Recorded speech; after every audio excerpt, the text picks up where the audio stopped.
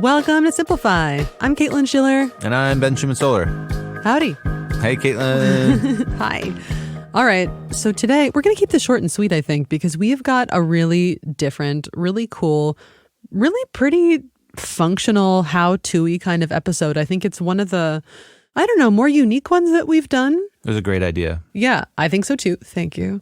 Although I can't take all the credit because this person reached out to me and said, hey, I really think that your audience needs this skill. And it clicked immediately. So Yeah. I will not bury the lead. I will say today our guest is Stephanie Chandler. She runs the Nonfiction Authors Association. She's the founder.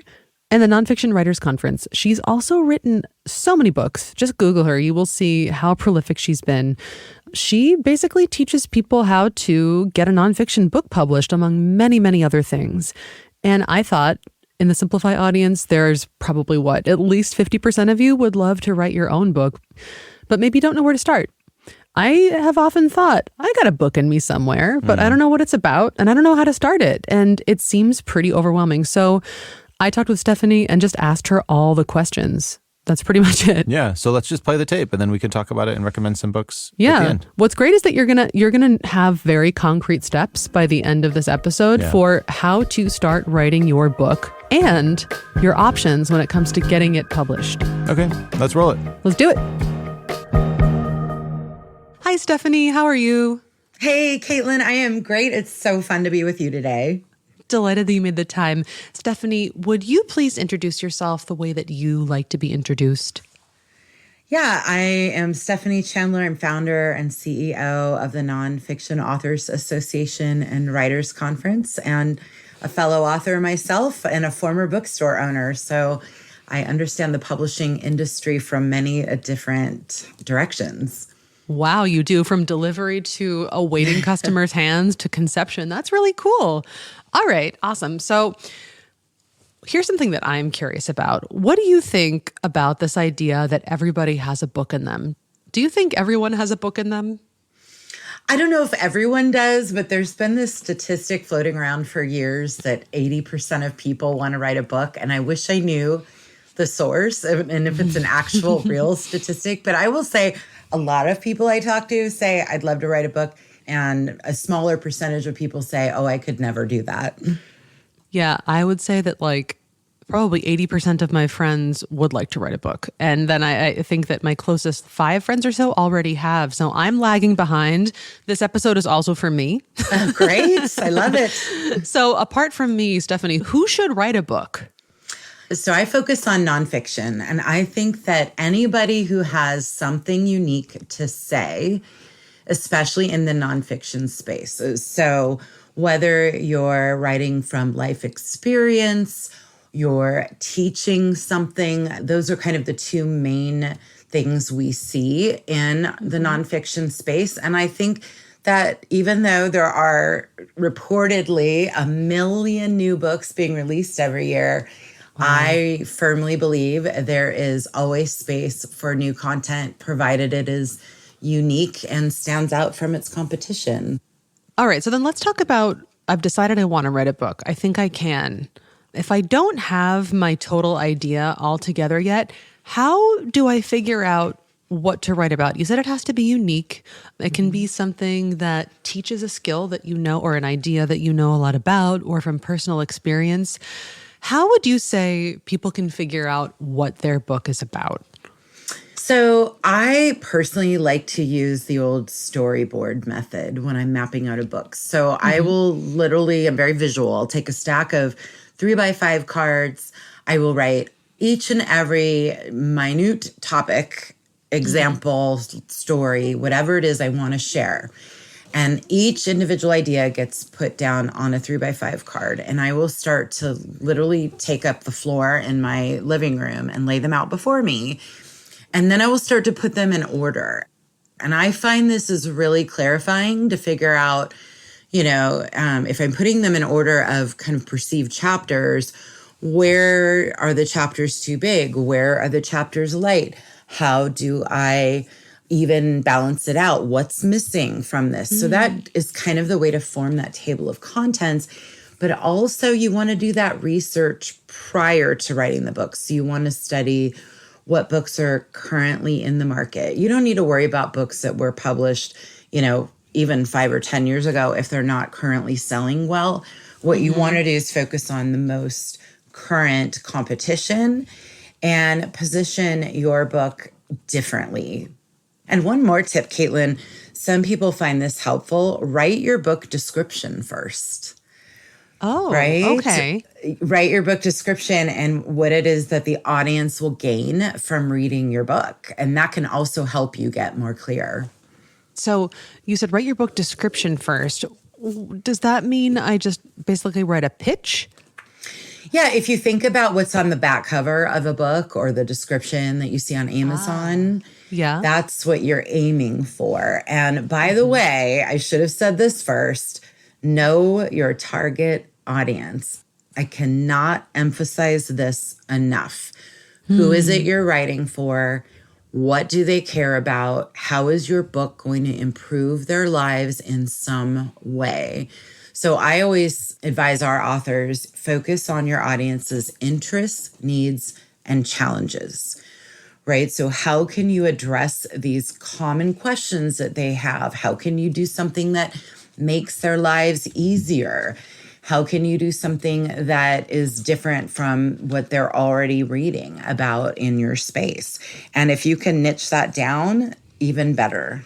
Using myself as an example, I was out speaking at writers' conferences, and I would get so disappointed by the fact that so little attention was paid to nonfiction writers. It was all about fiction, children's books, maybe a little memoir. But I was at a conference with 350 people, and I was the only business book writer there because there was no content for us. So that's why I started the Nonfiction Writers Conference and the association that followed, because I saw a need and nobody was filling it. And it allowed me to expand, to write books for my audience. I have very little competition in this space, even today, 13 years later. I could have been another general, writers organization, and then I would have had tons and tons and tons of competition. But instead, we got really clear on the audience and it spoke to people. So if you can think about that for your book, that will be half your battle. So I've got my passionate idea, the thing that I'm excited about writing about that I can uniquely do. I read a description of that idea, then I research my audience and figure out what they need. I see what else is out there and how I can offer something different. So then what happens? Then you have to start writing, Caitlin. Okay. And it can be so intimidating. The thought of writing a whole book can be so intimidating. So, what I like to remind new authors is that, so let's say your typical book manuscript, and by the way, manuscripts have gotten shorter over the years. We can thank Seth Godin for starting to write shorter books. It became a trend. And so you don't necessarily have to write an 80,000 word manuscript. You can even do a 40 or 50,000 word manuscript. And if you think about, 2 typed pages are about 500 words. So if you were to write 4 pages a day, it would be 1,000 words. If you did that for 40 or 50 days, you'd have a manuscript, 1,000 words a day. That's like totally doable in 2 months or so. Right? That's the point. If you break it into those small pieces and you're working from an outline, and by the way, your outline will shift a little bit, but, hopefully you're using an outline to kind of keep you on track. And you're treating it maybe even like writing miniature articles. And maybe you're even pulling in some content you've already written. I write a ton of blog posts. So whenever I sit down to write a book, I map my blog posts into my outline to see if some of the content is already created. Using what you already have, very, very smart. So is the outline the same thing as that storyboarding activity that you mentioned at first? Or is that a much earlier sort of conceptual activity? Yeah, no, the storyboard kind of becomes the outline. And it's a very detailed one because, again, when I do this my way, I put every case study, every little itty bitty concept, because I really want to catch the granular details in my outline. And again, you don't always necessarily stick to it verbatim. It will definitely kind of ebb and flow, but it gives you a clear focus and you're able to see clearly, that your chapters are pretty equal in size, and that there's a logical progression to the book itself. So say I make it through the first draft of my book and I have this manuscript, then what happens? So you have a couple of options here. A lot of authors go straight into editing. Some authors go to beta readers. Beta readers are people that you give early access to your manuscript, oftentimes for editorial feedback. And so for first-time authors, this can be really productive if that's the kind of feedback you want. Now, I will say, I've been a writer a long time. I don't necessarily like editorial feedback. I feel pretty confident in my writing, but especially if you're new to this, I think beta reader feedback is useful. But you do have to remember, the more cooks you put in the kitchen, the more overwhelming it can be. And you're never going to satisfy everybody. So you do have to kind of sift through that, but it can also be helpful. Are there trends? Are people bringing up the same issue over and over again? And then when you work with beta readers, I think it's important to be really clear about the feedback that you're seeking. So are you asking them probably not to correct punctuation and spelling, right? You're wanting them to give you kind of structural feedback. Do things make sense? And then have them fill out like a form for each chapter so that you're getting really specific feedback that's helpful for you, not only shaping that manuscript, but gaining confidence in that it is solid. So then I don't necessarily need an agent and a publisher and a publicist on my side to get this done. Not initially. So between beta readers and the next steps, I'm really a huge proponent of editing. I am not an editor myself. I think I'm a pretty good writer, but I will tell you, editors save me every day. So editors are wonderful. If you're traditionally publishing, they will put a manuscript through 2 to 3 rounds of editing, usually 3. And then there's 3 levels of editing, I should say. So a developmental editor gets in there and basically performs surgery on the manuscript. They might rework some things. They might make suggestions for, this needs to be expanded. This is repetitive. And then you come back and it's kind of a mutual relationship where you're working back and forth. Not every writer needs developmental editing. I don't do it because, again, I feel pretty confident in my structure and flow, but I absolutely see the value in it for writers who want that feedback. But then after that, every writer needs copy editing. And copy editing is still a level of feedback where the editor will let you know if something is confusing or you're using jargon, or I think you mentioned this back in chapter 2, so copy editing will give you a slight amount of feedback, but it's really looking at your structure, the flow of the manuscript. And so I personally always go through at least 1 round of copy editing. And then the last level is proofreading. And proofreading, because you've gone back and forth with copy editing, you've made changes, you want that final proofread to catch grammar, punctuation, spelling, those little details. But honestly, I think it's worthwhile to do at least 2 rounds of proofreading with 2 different editors, right? You can never have enough eyeballs on a piece of work. Yeah, of course. Okay, then tell me about what you usually write about. My last book was called the Nonfiction Book Publishing Plan. So it's literally a step-by-step guide on how to be your own publisher. It's really detailed, really thorough. Very proud of it. And then I have a new book coming out in the fall called the Nonfiction Book Marketing and Launch Plan Workbook. I teach a book marketing master course, and I created this workbook for the course a couple of years back, and it's evolved.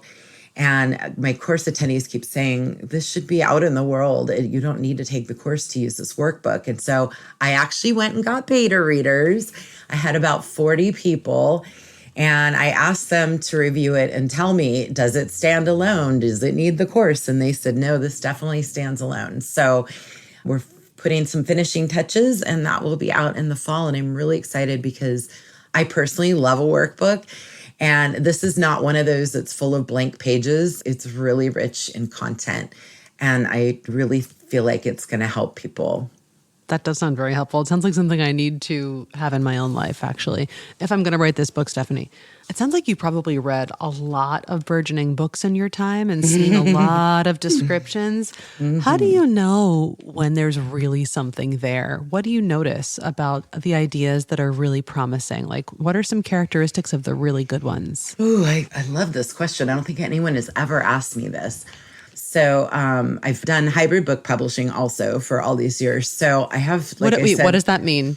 Oh, yeah. So hybrid publishing is basically paid self-publishing services. So can you go out and self-publish your book? Absolutely.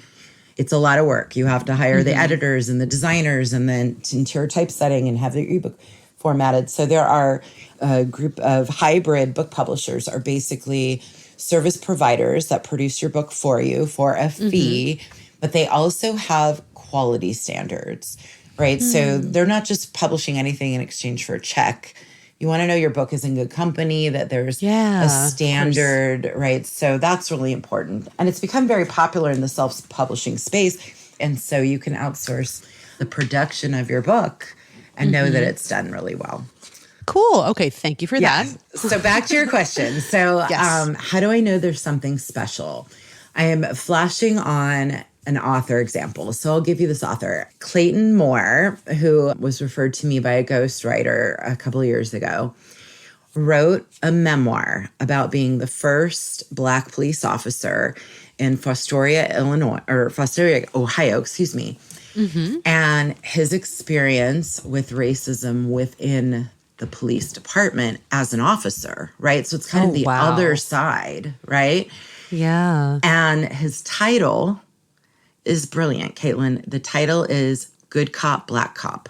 So literally he's telling me his story. I am getting chills. He's the kindest, sweetest human I have ever met. And he has so much sincerity. And because he's not a writer, he hired a ghostwriter to help him produce the manuscript. So it's really well written. It's a wonderful, inspiring story and also sad, right? Sad to know that this still happens. Yeah. And so that really stood out for me. The other thing that I notice with successful books, so Jenny Levine Fink comes to mind. She runs a community called goodforyouglutenfree.com. And this is so smart. So Jenny went through a period of discovering she had celiac disease. She had to get off gluten. She started writing about it, and she ultimately built a community around how to live gluten-free. So the smart move there is that she started building her audience several years before she wrote her book. And her book is basically a prescriptive memoir called Dear Gluten, It's Not Me, It's You. And a great title, once again, and a perspective on what it's like to go through having to rid your life of gluten and replace it. Not only was her concept different and interesting, but she'd already been building her audience. And for sure, as soon as her book came out, it started selling really, really well because of that. So there's just those little nuggets of something that's a little different, a little special, a different perspective on a topic we've heard before. Because there's no new ideas, right? There's just no new ideas. No, there's just new expressions of them. Even my own book, the nonfiction book publishing plan, there are dozens, if not, probably a couple hundred books on how to publish your book. None of them speak specifically to nonfiction.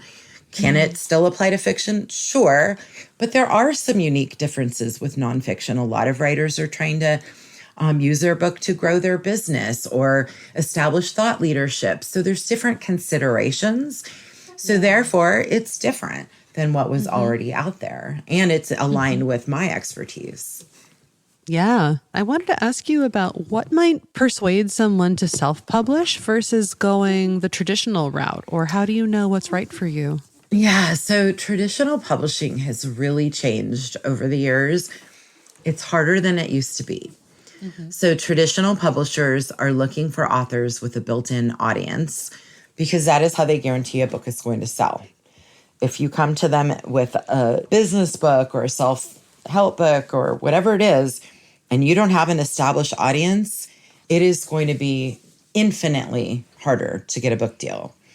So memoir is a little bit different because part of that really relies on the quality of the writing. But any other type of prescriptive nonfiction, especially with a big 5 publisher, they are looking for the author to have an audience. Now, smaller, mid-sized publishers, maybe a specialty publisher, maybe you've written a book on, something to do with holistic healing. You might find a small press that would take on the book, but you're not going to get a huge advance, and so let's clarify some myths around that, because in traditional publishing, advances have come way down unless you have a huge audience. So let's say you have a decent audience. Maybe you have an email list of 20,000 subscribers. That would probably impress a publisher. Then they might offer you maybe a $10,000 advance on your book. Now, that all sounds like, daisies and roses until you realize that you will never see another dollar for that book until you've earned back that advance, one book sale at a time. And the publishers typically only pay authors around $1 a book. Oh my God. Yeah, it's horrible. The earnings for authors are horrible. I didn't know. Yes. And I earn even less than that. So I have 3 traditionally published books. I chose to leave traditional publishing because of these issues and because they get all the control. So once you sign on the dotted line, they can change your title. They can give you a cover you don't like. One of the publishers I work with called me at the last minute and said, "We want you to remove a chapter. We don't care which one. We're trying to cut costs." Oh, right? What writer wants to hear that? 0, exactly 0. I was mortified. And what I ended up doing was turning the chapter into a bonus download that readers could get. I had to make lemonade out of that somehow, but I thought, I am never letting this happen again. And it usually takes them about a year. And it used to be that the traditional publishers, the reason to go with them would be the brick and mortar bookstore placement, which is still important. If you have a high demand book, if you have an audience, brick and mortar bookstore placement may make sense. But we believe today that around 70% of all book sales are happening through Amazon. So I tell authors, I don't think brick and mortar bookstore sales have nearly the importance that they did years ago. And there's so many limitations with traditional publishers. Now, with that said, I also speak from experience because I have books traditionally published. It was a life goal. I really wanted a traditional publishing deal. I got myself my first one. I signed with an agent. We sold 2 more. That was really satisfying from a goal standpoint. But when I look back at the whole picture, it took me 3 books to realize I am type A. I want to control my own work. And I'm doing all the work anyway. The publishers, there's a big myth around the marketing. They don't do the marketing. Unless you're a known quantity. Do you know when you walk into like a Barnes & Noble bookstore, the books that you see on the tables and the end caps, that is all paid placement. Publishers are paying to put their books on those tables. Wow. I mean, it's a crazy industry. So self-publishing has just become more and more appealing over the years because you have control. You'll earn $5, $10, even $15 a copy, depending on how you're selling your books. You maintain the control. Yes, you spend the money up front, but you can potentially earn it on the back end. I will never tell somebody to get into publishing to get rich. It's not a get rich prospect, but it is certainly something that you can create some profits into it. Wow, that was really informative. And you just told me a whole bunch of things that I had no idea about regarding the publishing industry. What else do you wish people knew about book publishing? That you have choices. And if you're like me, how I was originally, I really wanted that traditional book deal. And what I did was I ended up self-publishing my first book. It was a business startup guide. I had gone to a writer's conference and I had an agent call me and he said, "I like what you're doing. Nobody knows who you are. You need to go build that audience." So I self-published the first book. I built a website. I built traffic to that site and an email list. And the next year I was able to sell my book. But I didn't understand all the options like we're discussing right now. Way back then, this was 2005, 2006. Today, writers have options. And I think part of that should align with what your goals are. So let's say you want to write a book to grow your business, right? So I worked with years ago a financial advisor. He could care less how many books he sells. He uses the book as a business card to hand to prospective clients. It's brilliant. Wow. I mean, talk about a huge return on investment, right? When your $5 book nets you a $50,000 client, I mean, whatever your numbers are. So it depends on your goals. You don't need a traditional publisher if you're using your book as a business card. If you're writing a memoir and you have a really specific audience in mind, maybe you're writing a memoir about how you've lived with diabetes, let's just say, for example. First of all, a big five publisher doesn't want a niche book like that. That's more of a small press. Yeah. And then you get into it's small press. Do I want a $5,000 or $10,000 advance? Do I want to wait a year for the book to come out? Do I want to lose all my control? Or do I just want to own it, do my marketing anyway, and, self-publish? So whether it's self-publish, work with a hybrid publisher, there's also publishing service providers. I mean, the choices they're vast. So I guess that's the point I'm trying to make, is to do the research first to figure out what will be your best path that aligns with your goals, your budget, those types of considerations. I love that you put so much emphasis on having a goal for what this book is doing. Not just a goal about, what is it about, and a goal for how many pages you want to write per day to get your book done in 2 months, but a goal for what you want this book to mean to you and your personal goals and what you want it to mean in the world. I think that's so helpful and smart, and it's a thing that I bet a lot of people aren't considering. Like you said, your first traditionally published book was a big milestone for you and really important because that was a personal goal you had. It felt like something. It meant something to you. And that it's just as good a goal as, making lots of money off of a book. I think that was a really nice distinction. Thank you for bringing it up.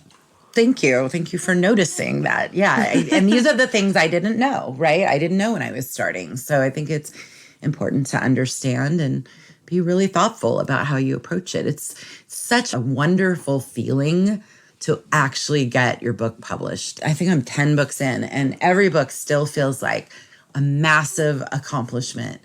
And so if you and your listeners are thinking about it, my advice is do it. Don't wait till you retire. Don't put it off. It is such a rewarding accomplishment to have in your life. Awesome. That is so helpful. Okay. Then, Stephanie, thank you so much for spending time with me today and for sharing all of this really useful, amazing information about book publishing. Where can people find you on the internet if they want more of you? Yeah, it's definitely Nonfiction Authors Association.com. We have a really big presence on Facebook. We're building on Instagram. And I always love connecting with our community. So please reach out. And thank you so much, Caitlin. It was really fun to talk about all of this. Thanks, Stephanie.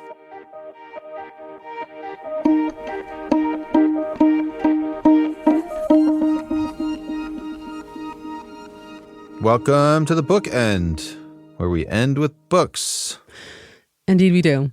But first, we talk about the interview. Right. So what are your takeaways? You said before the interview how to write a book and then how to get it published. What do you want to highlight for the listeners? Well, what I wanted to highlight for the listeners, Stephanie says that there are two kinds of nonfiction books. There's writing for unique experience, and then there's something to teach. And the success of something to teach is how clear you are, how well you do it, the information that you provide. And writing from unique experience, that's memoir. So it depends more on being a really good writer and having a unique voice. And I thought that separating them into these two camps was sort of interesting. And it gives you immediately a way to think about, well, what can I give to the world? Do I have something to teach? Or can I be a really great writer and give my personal experience? And there are, some instances in which these are mixed. But I thought that was a cool way to start thinking about what direction you could possibly go. What's your book? Unique experience or something to teach? Well, I don't really have anything to teach. So probably writing from unique experience. What about you? What do you mean you don't have anything to teach? You could do all these simplify learnings. Yeah, but maybe they're not really mine though. I don't know. Huh. I haven't decided yet. Is there anything that surprised you or stood out to you? I mean, I'm always surprised when I hear from authors talking about how self-publishing is such a promising solution. Me too. I don't think that much about publishing a book, and all the different levers and mechanics involved in getting a book out there is it's honestly a bit scary and overwhelming. Yeah, I appreciate absolutely. how she was like, here's the advantages and disadvantages of those options. But that's something that stood out for me. Same. And actually, what was part and parcel of that part of the conversation was this moment where she said, you know, you can decide when you're publishing what matters to you more. Is it, so for her, from a personal goals standpoint, being published by a traditional publisher felt really good. That was a milestone for her. It was worth it to do it that way. She didn't get paid as much per book as she would if she'd self-published. But for her, that was meaningful, and it was a choice she made. And in the future, she decided, look, I can get way more out of this monetarily, and I can give more to the world if I just go ahead and self-publish. And I think it's really neat to think about that too. So we're giving you some nice forks in the road to think about here in terms of how to start and what you're going to do when you publish. Yeah. Should we recommend some books? Yeah, let's do it. You want to go first? Sure. Today I brought a lovely, lovely book. It is called Bird by Bird by Anne Lamott. It's told from her personal perspective. It's a writing guide, but it's really, really lovely. The Blink is in the app. It's a really, really nice Blink. I'd encourage you to check it out. Lamott talks a lot about honesty, which ties into what Stephanie was saying about having a unique perspective, and also tying in with what we just talked about.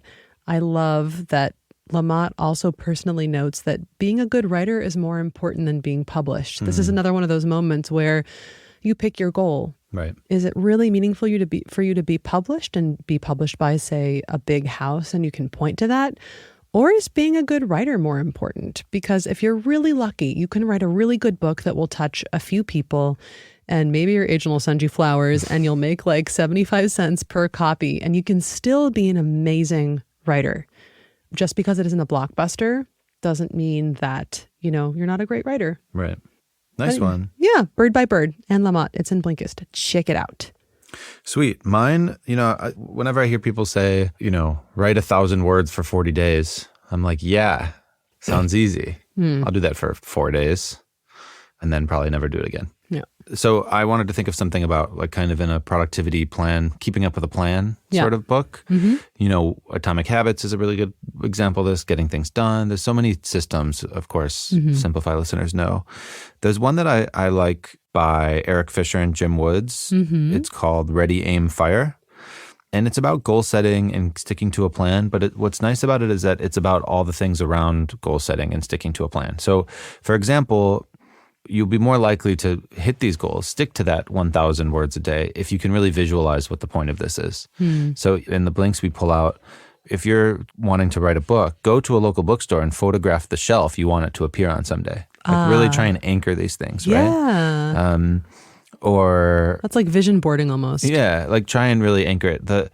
Another good thing in the Blinks was you might think you know why you're doing something, why you're writing it, but can you list 7 reasons why you're doing it? Wow. 7? Why 7? Just a lot, you know? I don't think there's a scientific reason. I mean, the number 7 is popular. Yeah. The human brain loves the number 7. Yeah, but do you know what I mean? Like, I'm writing a book. Why? Because I want to be famous. Okay. Why else? Because I love writing. Cool. Why else? Because I want to make money. Why else? I don't know. Okay. Is that gonna get you through day 22 of 1,000 words of 1,000 words a day? Okay, so having many backup reasons for like your own continued personal motivation. Yeah, just being really like having a really strong reason why you're doing something will help you do it.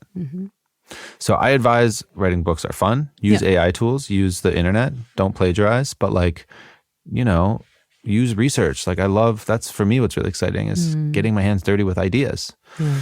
But You got to have a plan. you got to have a plan. Indeed. Cool. What was it called again? Ready, Aim, Fire by Eric Fisher. Cool. All right. That's it. Are you going to go write your book now? Yeah. I mean, maybe I should build an audience. Maybe we should start a podcast and build an audience first. What a great idea. We should write a book. Yeah, we should. Would you buy or listen to a book on tape that Ben and I wrote? On tape? book on tape. Oh, audio. Would you listen to an audio book on tape?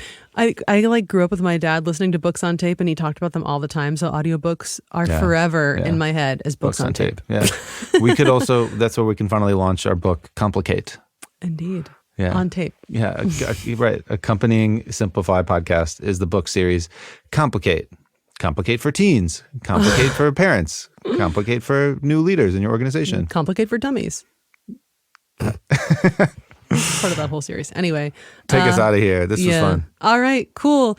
Hope that you get your book writing off the ground. Let us know how it's going for you if you want. You can email us at podcast@blinkist.com. And if you would like to go check out any of the Blinks that we mentioned, then please head to Blinkist.com/simplify, and you can tap on Try Now up in the upper right-hand corner, or you can just follow the link in the show notes and use the voucher code AUTHOR. AUTHOR. Yeah, easy enough. Yep. Try it free 14 days. You can read anything in there. Maybe get some inspiration for your first book. And that's it. Credits. Who produces Simplify, Caitlin? Simplify, thank you for asking, is produced by the wonderful Phoebe McIndoe, you, Ben Schuman-Stoler, me, Caitlin Schiller, and Maria Levacic. Also, sometimes with the help of Ben Jackson. Action Jackson. Action Jackson. Other mysterious names back in there, but we won't say them all. They're too powerful. It was made in Berlin, Germany at Blinkist HQ. That is it for us. Checking out. See ya.